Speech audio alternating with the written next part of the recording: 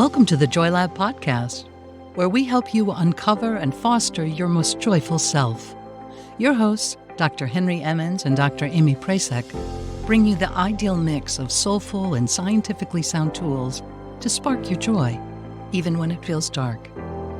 When you're ready to experiment with more joy, combine this podcast with the full Joy Lab program over at joylab.coach.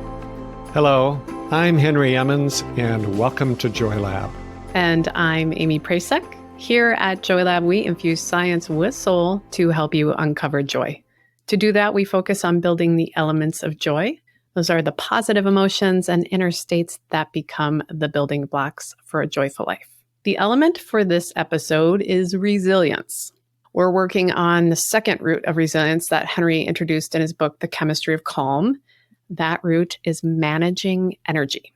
Managing energy. All right, what is it? So as we're applying it here, it really means to recharge or reclaim our natural energy and then keep it sustained on a daily basis.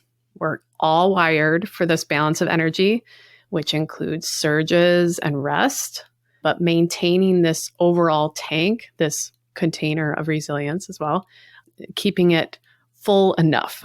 So to do this, we'll first get into some of the energy thieves, as Henry calls them in his book, mainly the ways our mental energy and physical energy can get depleted and how that impacts our resilience. We'll then talk about 3 strategies to boost and balance your energy and support your resilience.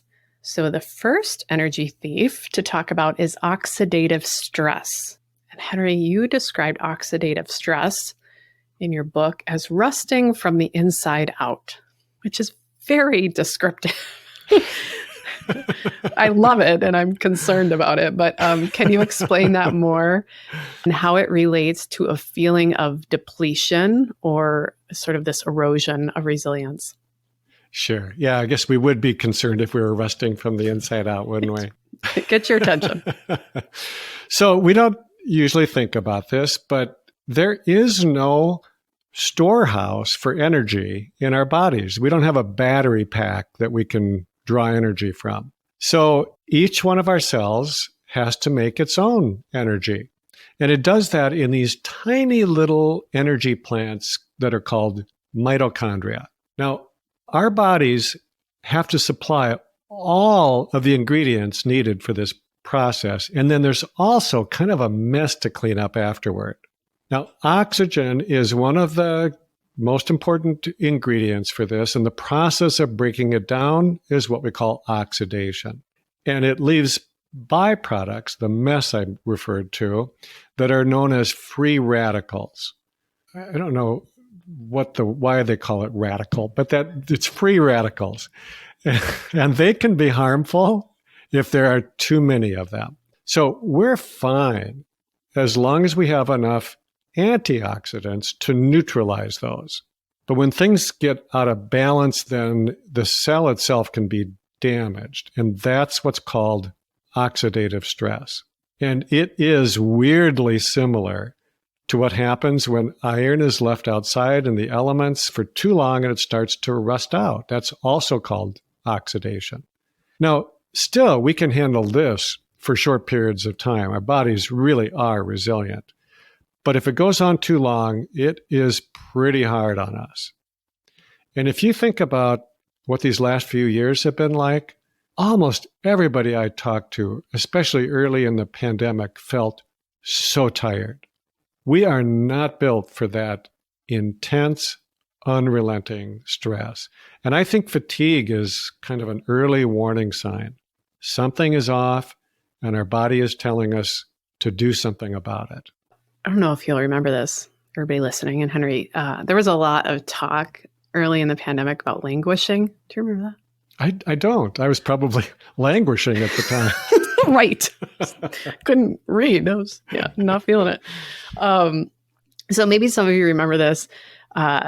This concept was kind of brought to the forefront in the early 2000s by a sociologist and a positive psychology researcher, Dr. Corey Keyes. And there was an article, now I can't remember it. I'll put it in the show notes about languishing that got a huge amount of attention.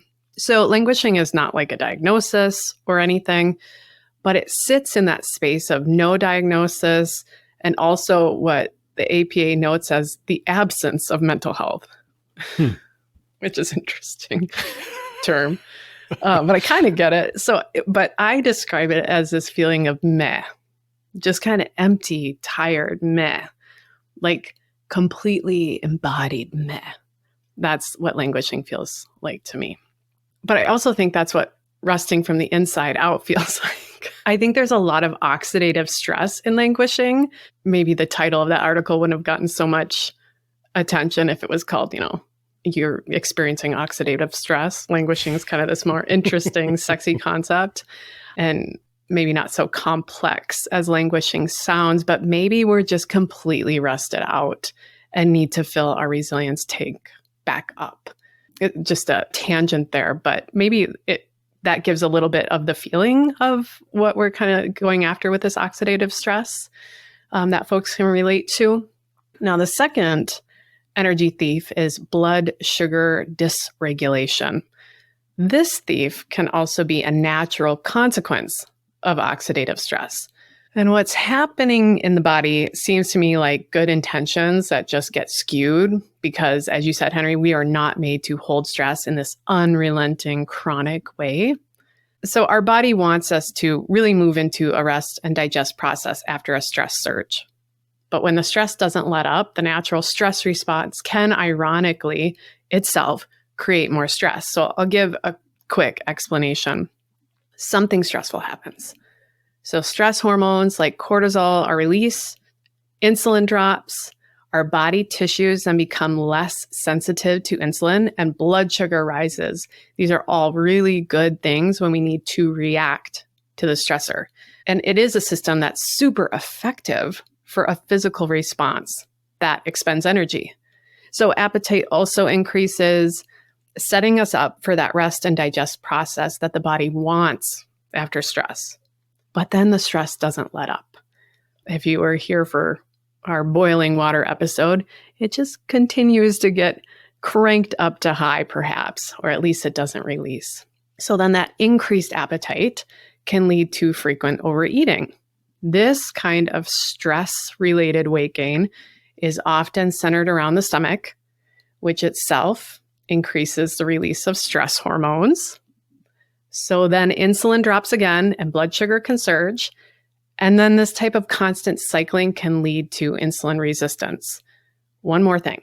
This is compounded because insulin resistance is itself a stress on the body that creates more free radicals, what we were just talking about a moment ago, which increases cortisol. And then you just keep cycling through that same story. Just describing this, I know it's complex, but you can see how strong this process is. It's a cycle that is really hard to step out of if we don't have some awareness and tools before the stress hits. So Henry, can you explain a little bit more about this cycle of blood sugar dysregulation and how it relates to resilience and mental health? I'll try. So besides oxygen, the primary fuel to make energy is blood sugar, or it's called glucose or glycogen. It is transported through the bloodstream, but it doesn't do any good if it just stays in the bloodstream. It has got to be carried into the cell, and getting it there is the job of insulin. Now, for most of us, this system works perfectly well as long as our blood sugar stays within a pretty tight range. But if it goes too high for too long, then insulin has a hard time moving sugar into the cell. It's kind of like the cell has stopped listening to the message that insulin is giving them. And then we have this really weird problem where there's a ton of fuel available in the blood, but the cell itself is kind of starving, can't get it in there. So the brain is the biggest user of glucose, and it has no ability to store it. So it is really hard hit by this blood sugar dysregulation. So we can't focus, we lose our vitality, and we feel depressed. Now, energy thief number 3 is actually related to these first two. It's called systemic inflammation. People who have allergies or autoimmune problems are more prone to this, but systemic inflammation can affect anyone, no matter their genetics, and it seems to be getting more common in the population. Now, if you have chronic stress or you have blood sugar issues, it's just like it's setting you up to also have this inflammation. So things that you normally would be able to handle just fine without overreacting to it, like things in your diet, all of a sudden they can cause an overreaction. And then it quickly becomes a downward spiral. Now, if you have systemic inflammation, by definition, you also have brain inflammation. And there is growing evidence that that may be one of the causes of depression, and that antidepressants might even work partly by reducing inflammation. This is sneaky because you can't really see systemic inflammation, but it is a common thief of both energy and joy. Yeah, it is sneaky, but we do have some say here. So let's talk about how we can manage our energy if it's depleted, how we can bring it back if these thieves or other thieves have robbed us of it. So the first strategy is to eat a good, healthy diet. And I know how silly that sounds. It also sounds impossible in some ways because everyone is hawking some fad diet that's completely opposite to another one. For sure, there are some folks who need to be on a specific diet due to a medical condition or allergy or sensitivity. But beyond that, I'd say the only diet that research consistently supports for overall well-being is what nutritionist Carolyn Denton calls radically sensible eating. It's full of fresh and healthy whole foods and a sensible approach to it all. It's the same approach that our resilient diet is built on. We talked about this a lot in last episode. So head there if you haven't already. Be sure to take the resilience quiz, sign up for the mini course, and you can get some tailored information on this strategy. Yeah, I love Carolyn's phrase, radically sensible eating. I do too. And I think it's radical because usually we're hearing such complicated recommendations about how to eat. Yes. So I'm thinking right now about two really sensible things that I've learned from Carolyn. One is that it's got to be simple so that we will actually do it. Yeah. I personally have tried all sorts of fad diets in my life, and I can tell you that they can get so complex that I have to just become compulsive so that I can follow it. I'm never able to stick with it. And I frankly don't feel very good when I have to get rigid and compulsive to just make it work. So, in the spirit of simplicity, here are a couple of suggestions for how to work around these energy thieves that we talked about. Even I am able to do these. Nice. Without getting rigid. Yeah. So, to me, the most consistent finding in all the research on diet is to not eat too much, and especially not to eat too much sugar or other simple carbs in one sitting. Keeping our blood sugar steady and stable might be the best thing overall that we can do for our brains, both now and importantly as we age. Now, personally, I have way too strong of a sweet tooth to give up sugar completely. And I don't think that's necessary. Remember, no rigidity, just not having too much at any one time. And you'll also help stabilize your blood sugar if you eat some protein at the same time. Here's another simple thing to improve blood sugar regulation that I have really taken to, and I just find it doable and easy enough anyway. And that is to give yourself a long break every day without eating. I try to go 12 hours between dinner and breakfast. I think that's kind of a good number to shoot for. I don't think most of us need to do the 16 hours that is often talked about, but 12 hours is good. You don't have to do it every single day if you have an event or something that goes later in the evening. Don't worry about it. But roughly 12 hours without any calories after dinner. Now, remember that includes alcohol, which is basically sugar. So I like this because it also gives your digestion a break, and I think it helps my sleep. And it kind of helps reset that communication between insulin and the cells, because the cell has to replace its supply of glucose. So they start listening to the message from insulin again. So the second radically sensible thing that I'll mention is that it's not just about what foods to avoid, but also what foods to add. I remember hearing this interview with Dan Buettner. He's, the author of Blue Zones, those places where people seem to have found the formula for a long and healthy life. So in this interview, Buettner was referring again and again to this one supercharged practice, the thing that he thought if everybody did this, we would see a quantum leap in people's health and well-being.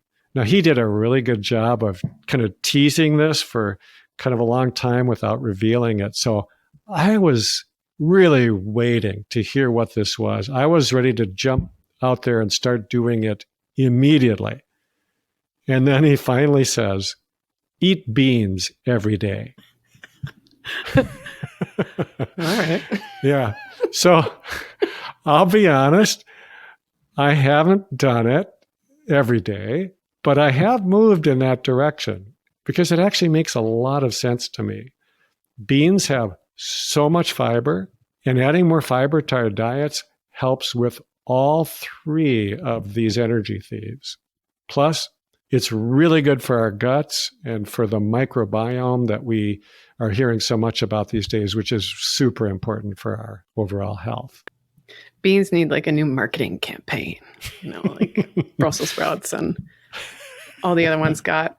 It just cracks me up too, because there's like no shortage of super complex biohacking gurus that promise to optimize your energy and performance by just getting up at like 4 a.m. every morning, doing a brief 2-hour HIIT workout, cycling your shower 6 times through ice cold and scalding hot, adding the proprietary powdered sheep hooves to your non-oat oatmeal.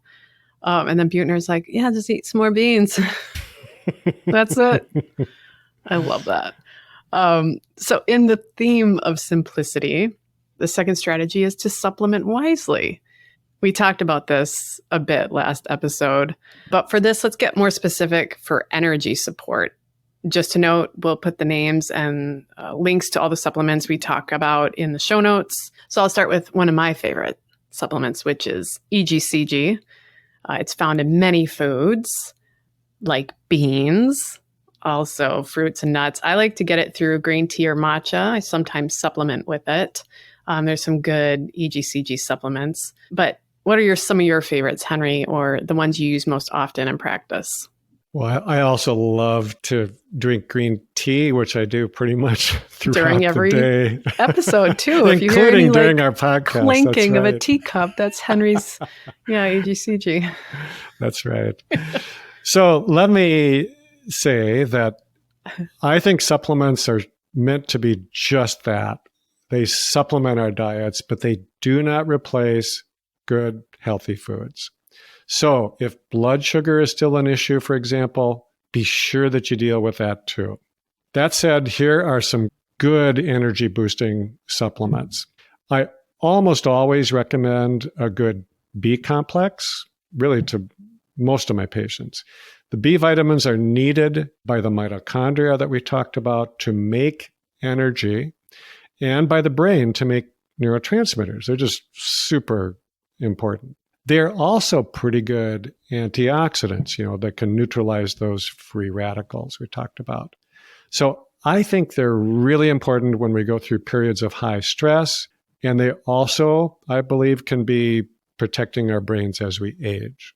Now, if you're living with really high levels of stress, it might make sense for you to also add a good antioxidant formula. So this is going to combine a bunch of things into one. It'll include some key vitamins like vitamin A and C and E, but also some minerals like selenium and some added things called carotenoids or NAC. And just don't buy all these separately. Get them in a good combo product. Now, inflammation is also so rampant that I often like to think about adding some anti-inflammatory nutrients like fish oil or curcumin or resveratrol. And you can actually find some pretty good anti-inflammatories in your spice rack. So things like garlic and ginger and turmeric. So to keep it simple, I've really taken to recommending a few really good supplement packets. Like you can get one packet that includes all of these things. It's going to be a few pills, not too many, but they're simple, they're economical. You don't have to buy each of these individual ingredients separately. And they're easy to use because you don't have to take out all these bottles. You just get one packet a day, and it gives you a bunch of these really great nutrients that support energy and mood. So we'll put links to a couple of these really high quality options in the podcast notes. Nice. Yeah, I can't take more than like 3 bottles. I don't know. There's something that hits when if I have to pull out a 4th bottle, I start to get mad. My agitation rises. So yeah, we will have all those notes in the show notes, links to those supplements and their names. The last strategy we want to highlight to help manage energy is exercise. I think this one is the hardest to get started, obviously, because the problem we're facing is lack of energy. So we're feeling depleted, and we're telling you to expend energy. Yeah, it's a definite paradox, isn't it? Yeah. Because truth be told, the best way to get better at making energy is to spend it, get rid of the energy you have with physical exertion. It's really pretty straightforward. You are training your mitochondria to get more efficient because they have to keep up with your growing energy needs. So I think our theme today is simplicity. So I'm sticking with it. Or beans. Beans? Simplicity.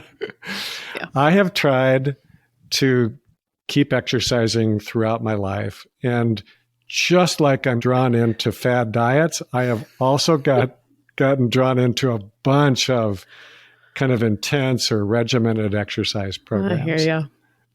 And every time I've done that, I have injured myself. Aww.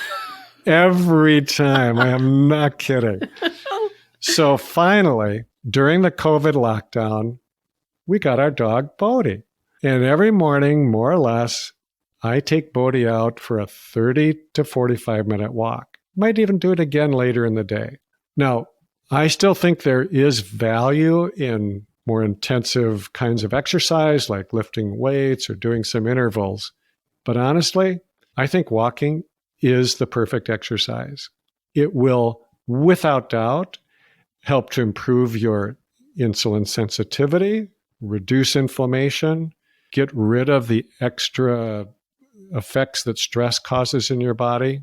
Having Bodhi helps too, but walking is really good. So here is my simple advice. Start wherever you are. Work your way up to at least 30 minutes, maybe 45 minutes a day of some kind of gentle aerobic movement.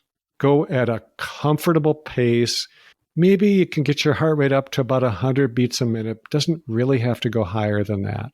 And do something you enjoy, or do it with someone you enjoy so that you'll stick with it. Yeah, simplicity. It's so similar to diet with movement. All this research on exercise, and really the one that seems to win every time for mental health and overall well-being is walking, just like you said, Henry. And then whatever else you enjoy doing. So that idea of enjoyment is really like one of the most powerful motivators and indicators of continued habits. So continuing with your exercise routine. I love Joan Rivers' wisdom here. The first time I see a jogger smiling, I'll consider it. So that's coming from me because I hate running. Unless you're chasing me, I am not going to run. Even then, I'll probably just sink down and play dead. So, if running is not your jam, don't do it. Find something that makes you smile. You'll stick with it and it will benefit you in big ways. And beyond the research I've done in this area, I've also taught group exercise and yoga for almost 20 years now. And I am continually amazed by the power of movement, the way it can shift moods, and pretty quickly, how it can create connections, how it amplifies motivation in other areas of our lives. And this, it doesn't matter the intensity. I've taught everything from pretty slow, gentle to high intensity interval training. And actually looking at the research on movement and mental health, it's often exercise that is either done with others or that's done outdoors that seems to offer like another layer of boost for those positive outcomes, which is sort of the perfect transition for our next episode, where we'll talk about aligning with nature. So before we go, let's soak in a bit of wisdom from John Muir. I think it's a nice close for today and a welcome into our next episode. He said, "Of all the paths you take in life, make sure a few of them are dirt." Thank you for listening to the Joy Lab podcast. If you enjoyed today's show, visit joylab.coach to learn more about the full Joy Lab program. Be sure to rate and review us wherever you listen to your favorite podcasts. Please remember that this content is for informational and educational purposes only. It is not intended to provide medical advice and is not a replacement for advice and treatment from a medical professional. Please consult your doctor or other qualified health professional before beginning any diet change, supplement, or lifestyle program. Please see our terms for more information.